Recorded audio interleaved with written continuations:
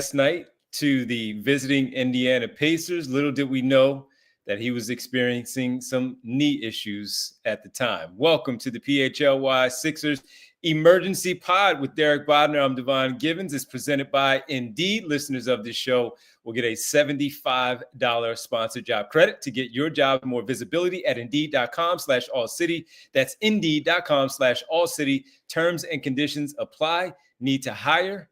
You need Indeed. Derek, I always joke that if the Sixers are looking for anybody, we're available. Well, they're starting they're getting close, buddy. And they might Devon, need Indeed. They might. I love you. I really do. I was hoping not to see or talk to you at all today, but I'm going to be honest. I thought there was a chance we might. I just didn't expect it would be about Jared McCain. Obviously we're sitting around waiting for a further update on Embiid. We got an update this morning that Jared McCain had gone through a second set of concussion tests and that revealed he did not have a concussion. Kyle and I both got that news. We tweeted it out. Kyle even joked, "Good news, guys." Turns out the news isn't all that good because Jared McCain is out indefinitely. The report is, and we got this confirmed, that he had initially expressed soreness to the staff following last night's game. There is a lateral tear in the left meniscus, and he will be out indefinitely. And it is just, and look, we're allowed to let it fly a little bit on this one. This is the absolute season from fucking hell. It is the worst season I can imagine and that I've ever experienced. Certainly, they've lost more games than the Sixers will this year. You assume things would really have to go off the rails to beat some of those tanking teams. But in terms of expectations, in terms of anything that could go wrong, did go wrong, this is the absolute season from hell. Not just because they need Jared McCain. And we just had a show last week where we're going through all the lineups and how he's necessary in pretty much every one because of the combination of on-ball creation and off-ball shooting. Not only because they need him to actually win games and make up the ground they've lost early in the season, but they need him to develop. And quite frankly, I need him for my mental sanity because watching that young kid develop right in front of our eyes was one of the things keeping me sane. And I don't know what I'm going to gravitate towards right now. I really don't. Yeah, the one bright spot. Well, let's say two, because Guerschon Yabusele has also been pretty good for He's the even struggled a little bit here of late too, though, He is, and he has. But again, Jared McCain had his 2-3 game stretch where he didn't shoot the ball all that great. But to your point, this is a young player that you can see them developing, putting him out there next to Tyrese Maxey, projecting out with him and Joel Embiid on the floor for those catch and shoot opportunities. As many conversations that we have had, all three of us with Kyle, and you can include Rich in the pre and post games as well, about him being in the lineup with those other three. Jokingly, Derek, talking about him as the big four, the fourth of the big four, because of how important he has been for this season. Whoa. There was no joking. There was no joking. No joking. Come on now. All right, fair. The big four. Let's make that graphic next and put up the big four. But for him now to have this, and you were there in the building, and while we watched it, and we can see a lot of things on television that maybe you can't, but you guys can see a lot that you were in the building that we cannot see from television. And as we spoke to you and Kyle last night after the game for our post-game conversation, we asked about the concussion. And you guys spoke about what you knew, reported on it earlier today. Was there any indication in the visibility of Jared McCain worried about his leg, worried about his knee at all? And I'll say this before you answer the question. The one shot that he attempted, the first shot that he attempted after he came back into the game after being cleared from that concussion protocol, it was a deep three-pointer that was an air ball that we have seen him make. I, speaking to Rich, said to him, he shouldn't be in the game because of the fact that he's probably, his head hurts a little bit. He's still a little groggy. You guys reported. They told you got the information that you did, even today with the second clearing of a concussion protocol. But if we look at it now, trying to get that lift on a deep shot like that, maybe it wasn't necessarily a concussion. It was just more of he could not get enough lift on that shot because of the left knee. Yeah, it could be. And he also didn't look like he was moving great, but that also could have just been, the fact that he just hit his head really hard on the floor. And it could also just be that I'm sitting here looking into everything now because we have all this news. Certainly we can read into that shot. I don't know. Like, maybe he didn't get great lift, or maybe he just wasn't completely back from hitting his head, or maybe it was just a really bad shot. Like I said, it's really easy to read into it. I didn't get any indication And even seeing him in the locker room after the game, I didn't get any indication. Like he wasn't sitting there grabbing at his leg or anything like that. I had no indication that this completely blindsided me. It completely blindsided me. And even looking at it, I saw it because Jake Fischer first sent it. I saw it, and I'm like, I trust Jake. I trust Jake almost wholeheartedly. But this is such a shock that let me just double check and reach out and confirm. You'd confirm anyway, but this was an extra confirmation because you're like, this is just, it feels weird. I just had no inclination of this. And it was confirmed. And here we are doing a podcast that I never wanted to do. And look, we can sit here and complain about the team, complain about ourselves who have to watch less fun basketball now for however long he is going to be out. But obviously the biggest games left. The biggest, one being hurt by this is Jared McCain, who is coming in with all the confidence in the world of, stepping onto an NBA floor, being productive from almost day one, being a net positive in almost every all-in-one advanced metric, and rookies are never net positives, even high draft picks. For him to have had that high and now have to sit out and work his way back from an injury that, quite frankly, kind of sucks. And look, we don't need to tell you what goes into a meniscus tear. Like, the options, about the repair versus, cut out. Like, all of the options. It is certainly an injury that you come back from, but it's just one that you never want to have, especially early on in a career, because there's now just wear and tear that he's going to get to put on that. It is just devastating for a kid who was doing everything right and who was really playing well. It really, really sucks. And then while we're not experts, of course, we're not pretending to be doctors at all. We have major experience in the meniscus when it comes to Joel Embiid and so many others when it does come to meniscus. And yes, we will talk about the game and how they have to adjust their lineup a little bit starting on Monday against the Charlotte Hornets when they leave tomorrow for a flight to Charlotte to take on the Hornets on Monday, return home for them on Friday. And then they have the San Antonio Spurs the following Monday, the week of Christmas. But looking at it right now, Derek, and where they are, number one, we don't know if Joel Embiid is going to be on that flight tomorrow for the Charlotte Hornets. And then number two, where do they go from here in the short term, in the immediate, with Jared McCain being the first guard off the bench? Eric Gordon has been pushed down to the end of the bench a little bit. Kyle Lowry is dealing now with some back issues where he's missing some time. And Reggie Jackson has seen some time sparingly. What do they do now as far as the guard position goes because of this now out indefinitely with Jared McCain? Yeah, I want to real quick, something brought up by Hoops, Comics, etc. in the chat. He says, get the full repair. Don't mess around with the young man's future. It is, and Kyle wrote about this. He talked to a surgeon when this last happened with Embiid. It is usually not an option. A repair is only available on a very small percentage of meniscus tears. It's not so much a should they try to get him back quickly and risk his future, or should they get the full repair? It is usually not an option. It depends on the severity of the tear, depends on the location of the tear and the blood flow. Usually you do not have an option. So I just wanted to clarify that. Like I said, we've been dealing with this a lot, including very recently, including in ways we never wanted to. But for anyone who might not have maybe read that article from Kyle or heard us talk about it, or it's just seen us in the past, it is usually not an option. We'll see. We don't know the exact details of the tear. We don't know the details of what they're going to require, whether or not it will be a meniscectomy, whether or not it will be a full repair. All of those details are still to be determined. But a lot of times that isn't an option you really have at your disposal. Yeah, Zach Berman in here. Derek, no better place to turn for group therapy right here on the PHLY Sixers. I didn't go to school to be a therapist. Did you, Devon? Hey, well, I did a lot of sessions in the past on this basketball team. That's true. At the other place. So, and I would call those for those very reasons, the sessions. Get the couch, get the candles, get the light music, and let's get after it because we have to talk about this like we do here right now. But again, you're absolutely right. When you tore your ACL, you had the ACL just like I did. Did you have a meniscus? Because I had a small meniscus tear in mine. I did not, no. I did. So they had to go in there and make sure that mine was also ready to go. So, hey, again, we are a little bit well-versed in this, but we are well-versed for our therapy session here in terms of the game itself. So just to follow up with you once again, your immediate thoughts on where to go with Jared McCain now out.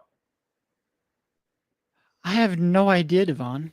Because every option has played horrible. Well, first you probably bring Jeff Doughton up, correct? You might do that probably immediately. Yeah. And he had a great game last night in the G League. Yes. Okay. I he had a cup of coffee here earlier in the season, had one good game, and then was pretty tough the rest He of them. was. Yep.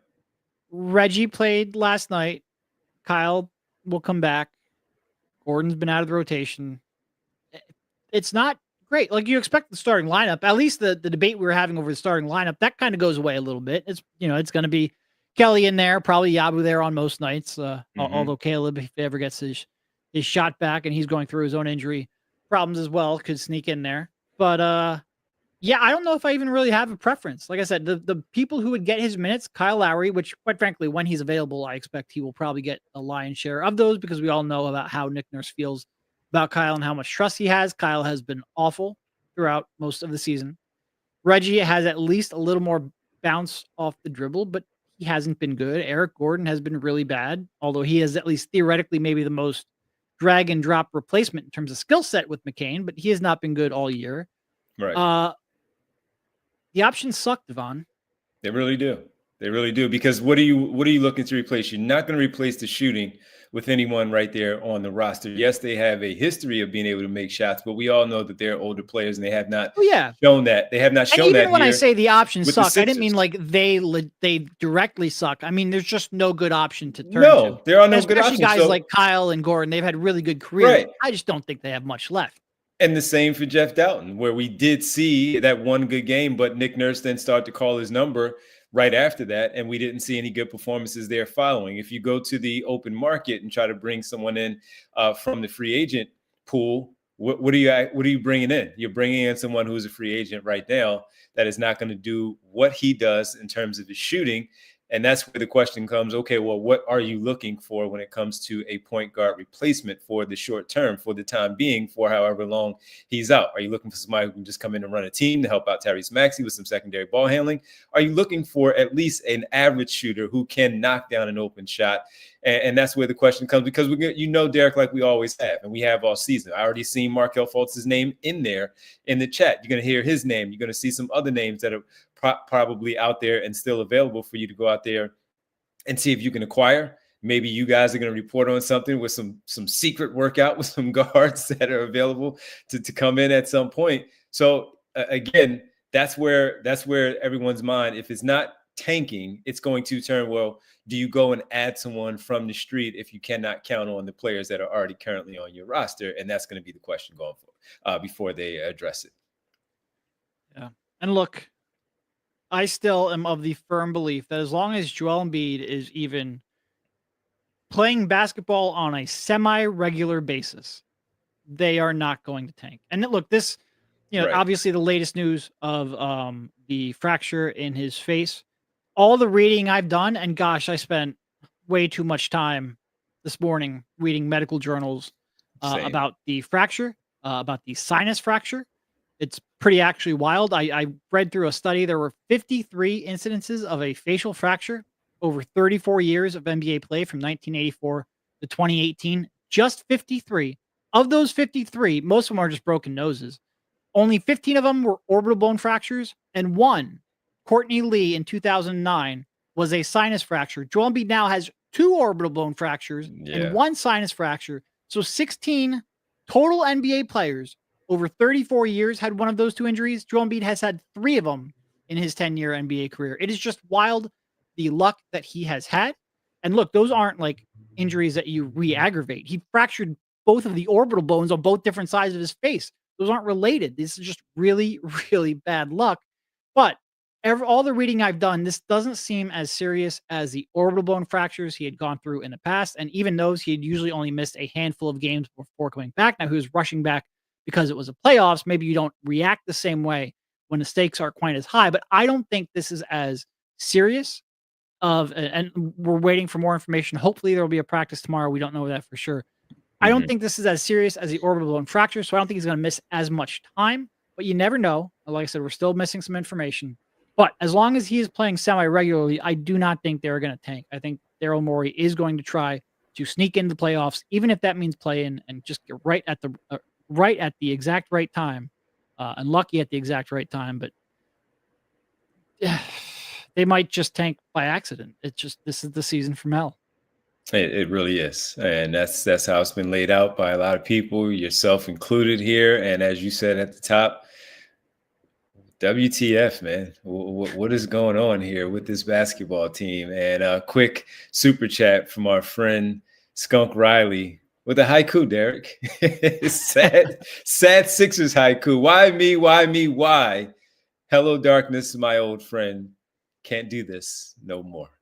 We actually, if you join the thank you, Skunk PHLY Riley. Diehard subscription Discord, we have a channel specifically for Sixers haikus. So I will actually take that and I will paste that. I will paste that into our Discord room and credit it to Skunk Riley. Yeah, man. This one is tough. The kid with that is just, as you said, for your own basketball sanity and watching this team, one of the bright spots, one of the players that goes out there, plays hard, plays with some joy out there on the floor, makes shots, give you something to look forward to outside of your 3 stars who have yet to play 4 stars. 4 stars. This is the 4th star. I'm sorry. I have to get, please allow me some time to get used to it. He's only played 23 games for the 76ers. I mean, I'm saying with the 4 stars, and then have I to know, but you're really not because but like yesterday on the post game, Kyle continued to use 12's name, and I was sitting next to him like 12. What are you doing? Call him 12. He won't call him 12. He said, I'm not doing that. I don't know why he won't buy into the bit. Just buy into the bit, Kyle. It's not like you're a hard journalist by saying his name. We're all want to get bullied. Confident. We're all confident. No. It's not really about Winona. I'll say Tobias Harris if I want to say Tobias Harris. It's just an ongoing bit. Yeah, buy into the bit. It really anyway, is. Yeah. Anyway. And now number 20, which is Jared McCain, who was the again at the top of the rookie class and has been a real bright spot for the Sixers.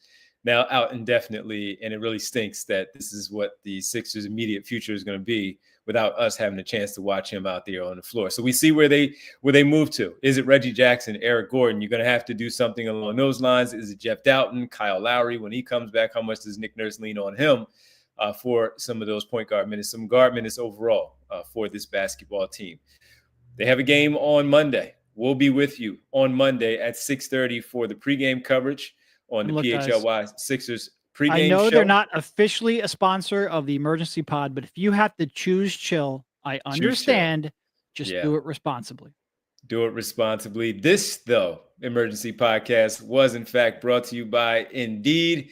Listeners of this show will get a $75 sponsored job credit to get your jobs more visibility at Indeed.com/AllCity. That's Indeed.com/AllCity. Terms and conditions apply. Need to hire?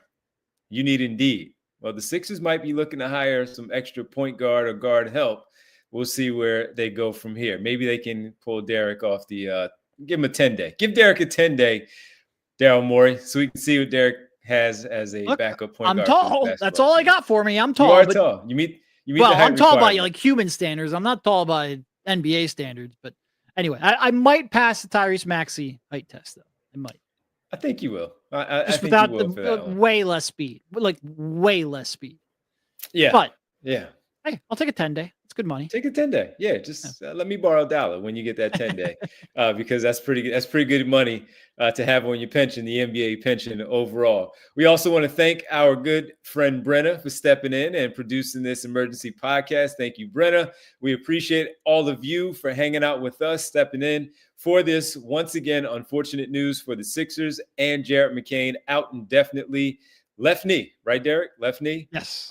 With the meniscus tear in his left knee, which requires surgery, according to the team.